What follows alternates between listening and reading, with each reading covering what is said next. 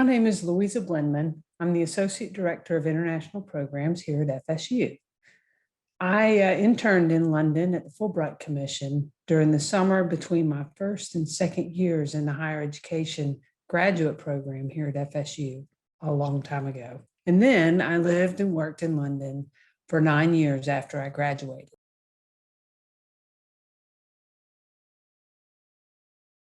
Our current director, Jim Pitts, who was vice president of FSU at the time, was teaching on the London program the summer that I interned, while he oversaw the renovations of what is now the FSU London Study Center. It was really the first time that it dawned on me that this could be a career path. The study abroad industry wasn't what it is today, and being a study abroad professional wasn't really a thing yet. My first professional position was as Dean of Students at the American College in London. So my internship abroad absolutely changed the course of my career and my life. I ended up working in that role for 5 years before taking a position with NYU as we established their new program in London. I lived in London for 9 years, met and married my lovely husband during a drug bust in college housing. He was in the Met Police and led the raid, but that's another story altogether. And shortly after we married, we left London for Atlanta, and I continued my work and study abroad.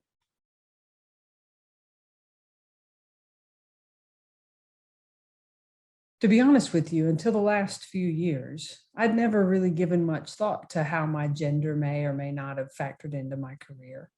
I've been fortunate in many ways, and with the benefit of hindsight, I recognized that I grew up very privileged. I was born in 1970 and had opportunities that women and girls just a few years older than I am either didn't have or had to fight tooth and nail to get. I'm convinced that one of the most important moments in my life was in 1976. The year before, I had played basketball at a local YMCA. The youngest girls team was 10 and under, so I was a kindergartner playing with fourth and fifth graders. And so the next year, when my dad took me to basketball registration, he said he was there to sign me up for the 6 and under league. And they said, "Oh, I'm sorry, sir, but the youngest girls league is 10 and under." He insisted that I would play with kids my own age, regardless of gender. And I left there being the only girl in the entire league. Now, I'm sure my dad did not consider himself a feminist then or now, but at my core, I knew that he believed that I could and should have and pursue opportunities to compete on a level playing field. I ended up playing volleyball on scholarship at Mississippi University for Women, where I benefited from being among so many smart, motivated young women.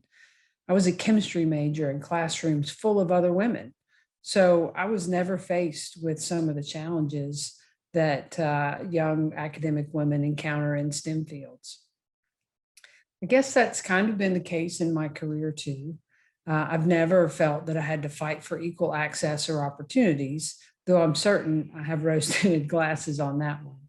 And of course, my experience as a white woman is very different than that of women of color. We all stand on the shoulders of generations before us who fought for women's rights, sometimes even against other women. By the way, if you've not seen the Hulu series Mrs. America, you definitely should. I'm afraid too many Generation X women, myself included, were just content with what we had. And in some cases, we didn't want to rock the boat, so we just kept our heads down. Millennials and Gen Z women do a much better job of having higher expectations to be treated fairly and paid equitably, while understanding that hard work is a prerequisite to earn your right to a seat at the table. Abby Wambach, in her book Wolfpack, makes no apology for ambition. She summarizes it as be grateful for what you have and demand what you deserve. It's become clear to me that as women of my generation are more established in leadership positions, we bear the responsibility of continuing that fight for gender equality. We are hiring managers. We are setting office policy. We are establishing the cultures of our workplaces. The hard work was not finished with the passage of the Equal Pay Act of 1963, nor Title VII of the Civil Rights Act of 1964, nor Title IX of the Education Amendments of 1972, nor even the Lilly Ledbetter Fair Pay Act of 2009.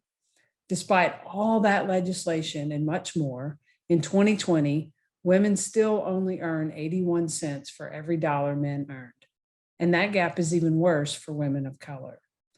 In 2019, the US was the only country among 41 of the world's richest countries to have no national paid maternity leave.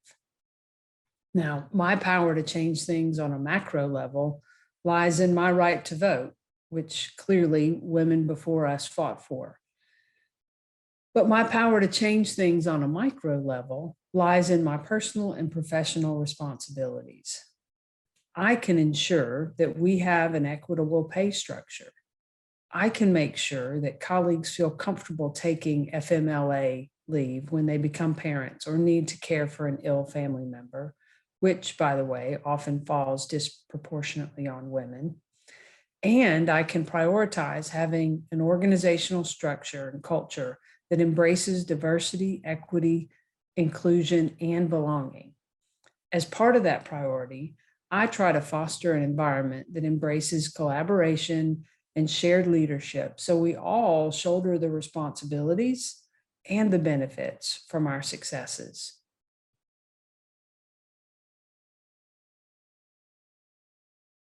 This is an interesting thing to think about.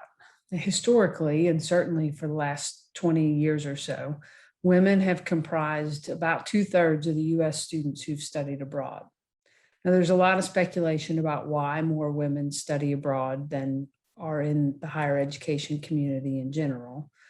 But I find it more interesting to focus on the benefits because I believe the impact on the broader workforce is immense. Study abroad is considered a high impact educational practice, which studies have shown results in increased rates of student retention and engagement, as well as improved job placement after graduation.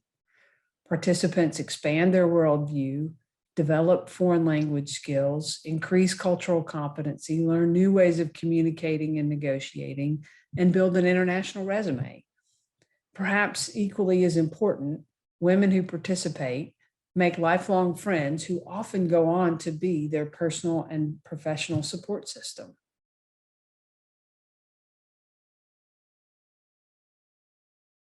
I think the most important thing I would say is to be true to yourself. If you're not being authentic, you'll find it difficult to fulfill your potential.